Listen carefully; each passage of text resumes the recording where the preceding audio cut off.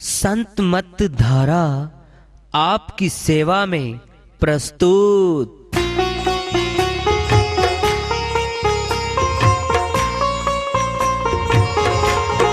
जो चाहता है प्रभु प्यारा वो आओ संत मत धारा। भक्ति भेद बता कर सारा वो कर दे भव के पारा। जो चाहता है प्रभु प्यारा वो आओ संत मत धारा।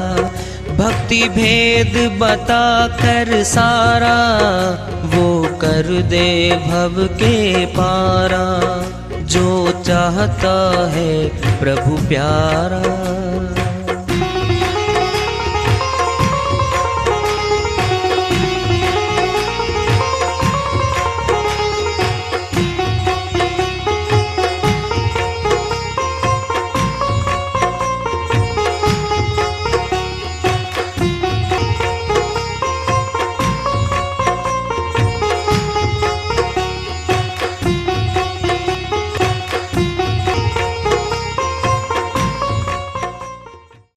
परम पूज्य सदैव स्मरणीय सदगुरु साहिब की जय हो।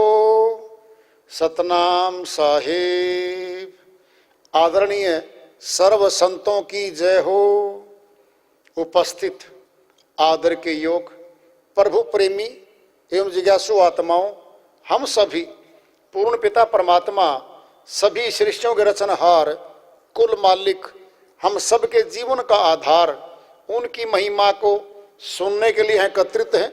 मेरी सभी से अर्ज है कि मैं कोई जगत गुरु नहीं, कोई महाराज नहीं, कोई महामंडलेश्वर नहीं। मैं केवल सभी संतों की चरणों की धूल हूँ और आपका भक्ति मार्ग में सहायक हूँ। मैं अपनी सीधी साधी टूटी फूटी भाषा में, संदुकड़ी भाषा में भक्ति भेद के गूढ़ रहस्यों को उजागर करने वाले विचार आपके समक्ष रख रहा हूँ।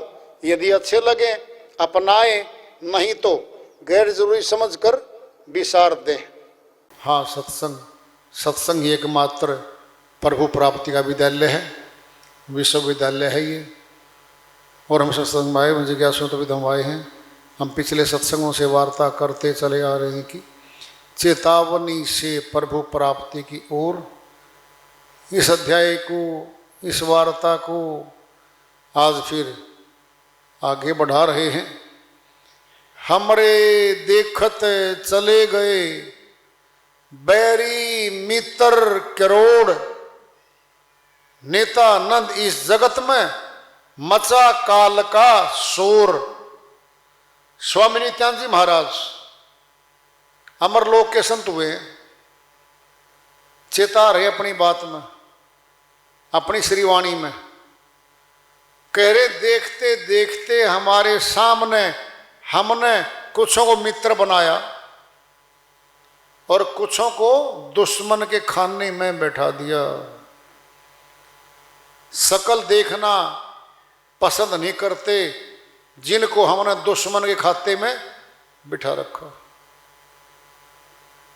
कह रहे वो हमारे देखते देखते दुश्मन भी मौत को प्राप्त हो गए, हो रहे हैं। मित्र भी जा रहे हैं।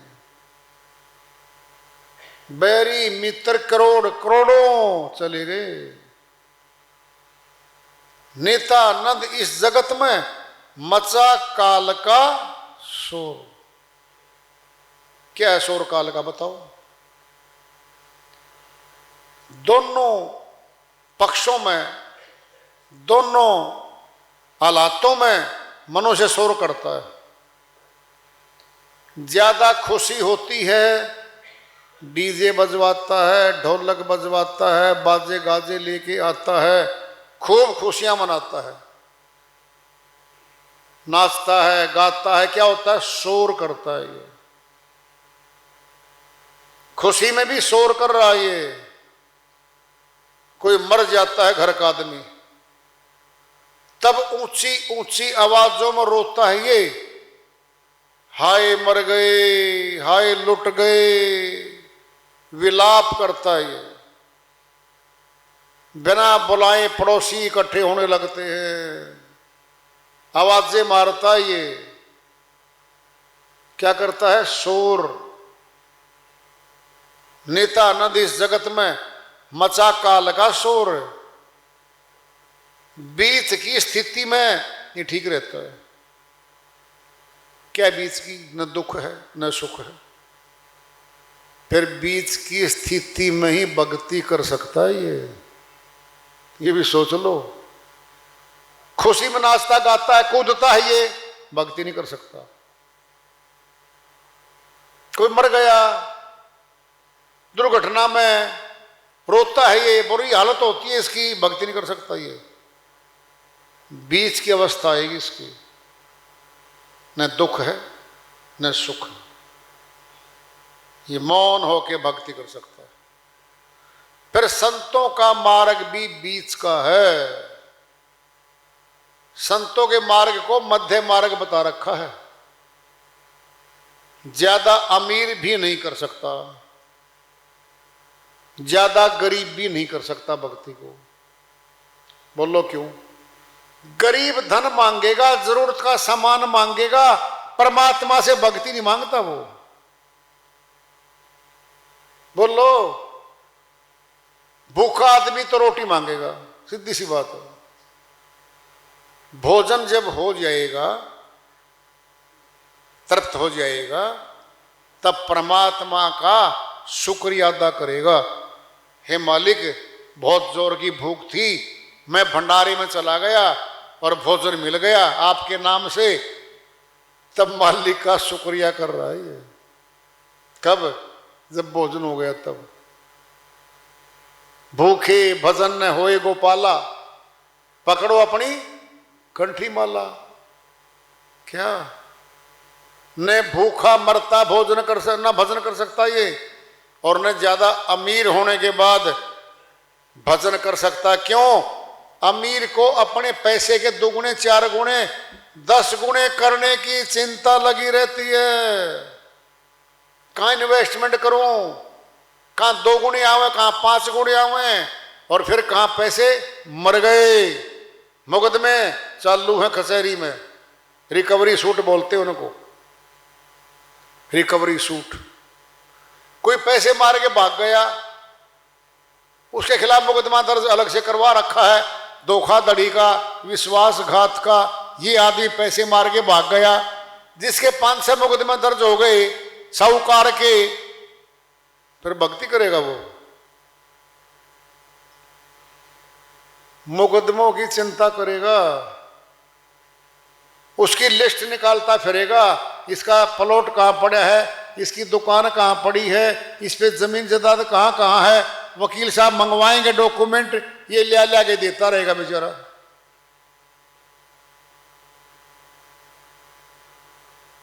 और ज्यादा पैसा एक काम और करता है,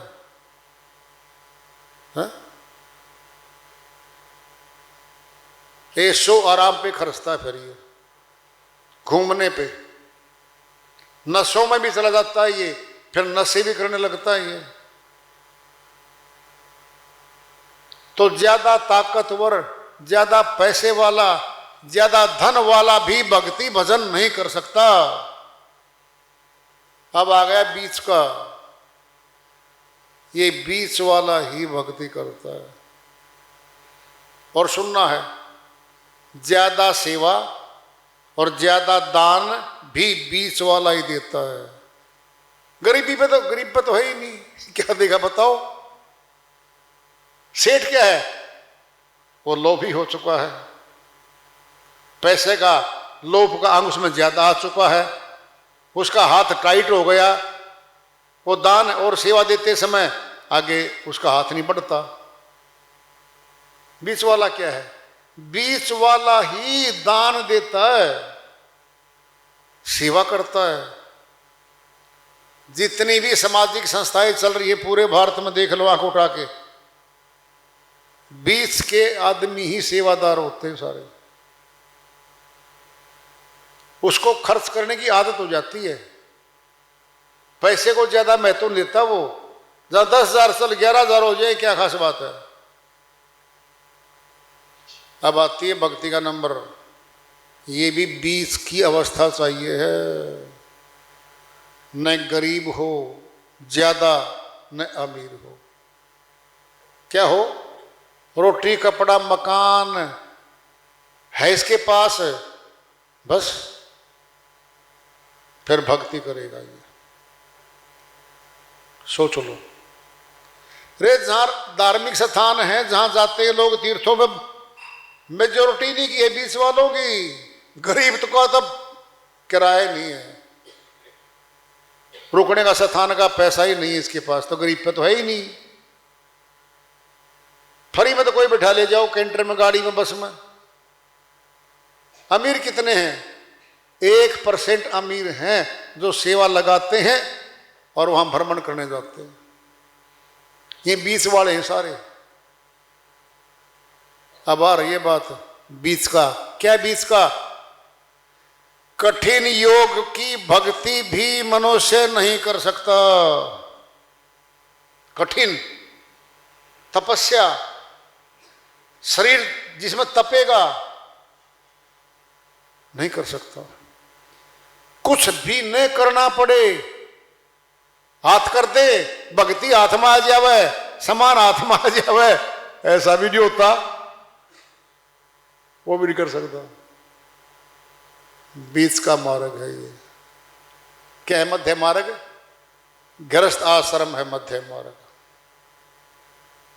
समझ लो, जो घर छोड़ के, परिवार छोड़ के सन्यासी वैरागी बन के चला गया, घाटे समझना उसे, घाटे क्या क्या होंगे? भिखारी बन गया वो। जहां जाएगा, मंदिर में जाए, धार्मिक स्थान में जाए, धर्मशाला में जाए, उसके घर पे तो कुछ नहीं है। भोजन चाहिए 3 टाइम, नहीं तो 2 टाइम। क्या होगा? कर्जदार बनेगा वो। नंबर 2, नकारा भी बनेगा। कोई और कमा कमा के तुझे दे दे, कोई युक्ति ढूंढेगा, कोई मनका बेच दे, कोई मंत्र बेचने लग जाए, कुछ बहकाने लग जाए लोगों को, देखा देखी नशे पतों में चला जाए। क्या होगा? होगा ये।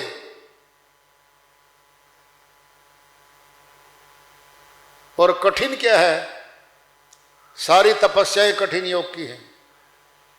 व्रत 7 दिन का लगा लो, 40 दिन का लगा लो, कांटा सूख कर, शरीर सूख कर कांटा हो जाएगा, बीमारी आ जाएगी। 5 धूणों में तपेगा, काली काया हो जाएगी, जल जाएगी चमड़ी। फिर जलाने से, शरीर को गलाने से, शरीर के हठ कर्मों से परमात्मा नहीं मिलता। और हठ योगी को तो परमात्मा ही नहीं पसंद करता भाई, यहां वाला पिता भी नहीं पसंद करता। सुन लो कैसे, पिंड में दृष्टांत ले लो। पिताजी बोला बेटे को, बेटा ये टिफिन, ये सामान जा दुकान पे दिया, चल खेत में दिया, चलो वहां दिया। पापा जी 100 का नोट दे दो, जरूरी है, सामान पहुंचाना है, मजबूरी है पिताजी की। ले बेटा। 2 दिन बाद फिर काम, फिर 100 का नोट। 4 दिन के बाद बोला घरवाली को, ये तो रिश्वत खाता मेरे से, ये किसकी सेवा करेगा बड़ा होकर के, ये तो बिना पैसा लिए जाता ही नहीं कहीं।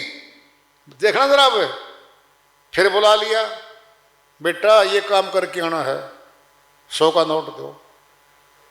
नहीं दूंगा तो फिर मैं नहीं करूंगा। हट्ठी बन गया, हट्ठी। बताओ हट्ठी पुत्र क्या पसंद है पिता को? हा? क्या परमात्मा को पसंद है वो आदमी? मैं 40 दिन भूखा मरूंगा और तपस्या करूंगा, ये मनोकामना पूरी करो मेरी। न तो मनोकामना पूरी करेगा उसकी और ना खुश होगा उससे वो।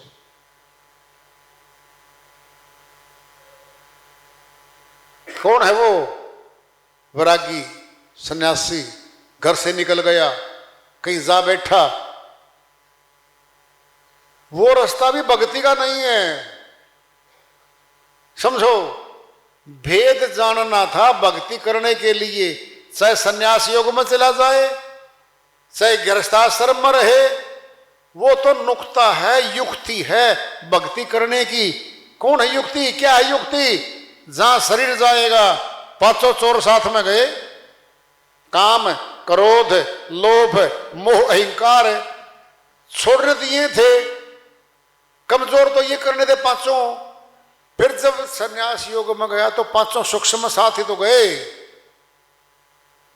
इन्हीं से बचना था उसने, इसको दुखी कर रहे थे पांचों के पांचों। फिर जब बाहर गया तो पांचों साथ चले गए। इसका तो सोचो, मन नहीं रंगाया, रंगाया जोगी पड़ कपड़ा। कबीर साहब कहते हैं कपड़ा तो जोगी का, सन्यासी का रंगवा के पहन तो लिया, पर पांचों विकार तो साथ गए भाई तेरे। अरे 5 विकारों का इलाज करना था, गृहस्थी में कर लेता, बाहर कर लेता। युक्ति तो जहां जहां, सुनो मेरी बात, बुखार है हमारे, डॉक्टर ने दवाई दे दी, हमारे पास दवाई है, घर में बैठ के बताया डॉक्टर ने, खा लो उतर जाएगा बुखार। जल्दी है, जाओ दुकान पे बैठ के खा लो। जल्दी है, जाओ रेलगाड़ी में बैठे खा लो। जल्दी है, हम तीर्थ के किनारे बैठ गए, खा लो गोली, उतरेगा बुखार। दवाई ने बुखार उतारना है। जब दवाई बुखार उतारेगी तो फिर पहाड़ पे बैठ के खाएं, नदी पे, खेत में, क्या अंतर पड़ता है? फिर घर में सेफ हैं हम, घर में खा लो दवाई। क्या है वो दवाई? भक्ति की युक्ति जान के घर में कर लो भक्ति। फायदा बता दे क्या क्या होगा उसका? 6 घंटे 8 घंटे घर के कार्य करेगा वो आदमी, चाहे महिला हो चाहे पुरुष हो। जब 8 घंटे काम कर देगा तो घर वालों के लिए वो ऐसा नहीं होगा कि भाई उसको ना चाहेंगे उसको। वो फिर सीधा बोल देगा भाई 3 घंटे मेरे हैं, अब 3 घंटे भक्ति करूंगा मैं। कर लो भक्ति।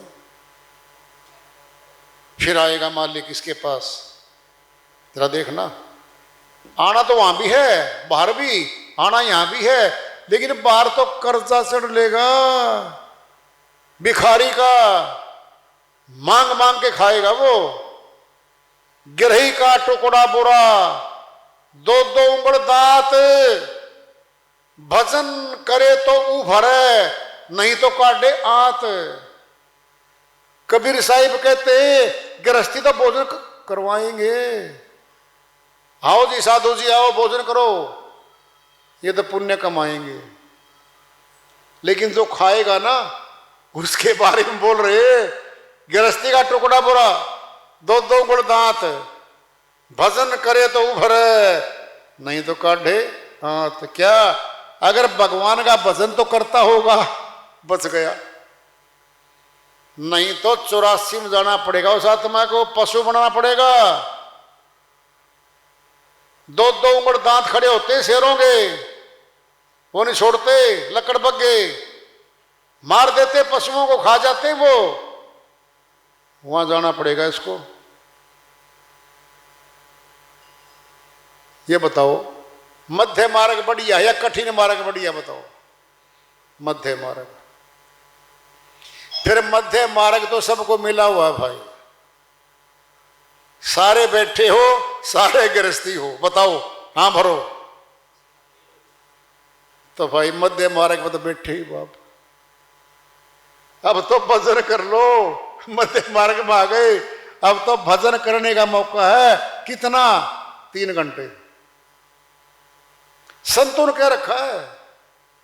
5 पैर धंधे गया, 3 पैर रहा सोए, 1 पैर प्रभु नहीं भजा, मुक्ति कैसे होए? कबीर साहिब अन्य वाणी में कह रहे हैं 15 घंटे तो काम पे, धाम पे, दुकान पे, मकान पे चला गया और 9 घंटे यानी 3 पहर रहा सोए। 3 पहर रहा सोए, 9 घंटे सोया पड़ा रहा। बताएंगे साहिब, एक पहर प्रभु नहीं बजा, एक पहर में ना 3 घंटे भक्ति नहीं करी, फिर मुक्ति कैसे होए? बोलो, साहिब ने कह दिया भाई 3 घंटे तो भक्ति कर लो कम से कम। अरे 6-6 घंटे तो लोग ताश पर बैठते, ताशों बैठते, देखो गलियों में जाकर के, नुकड़ों पे, पार्कों में देखो जाकर के 6-6 घंटे तो ताशों पे खेल के घर आते, टाइम पास करके आते। बोलो क्या आमदनी उसमें बताओ आप। अरे समाज खो दिए 6 घंटे के, 1 मिनट नहीं मिलेगी बाद में, जब मौत आवेगी मांगने से श्वास नहीं मिलेंगे 1 मिनट के, नहीं मिलेंगे।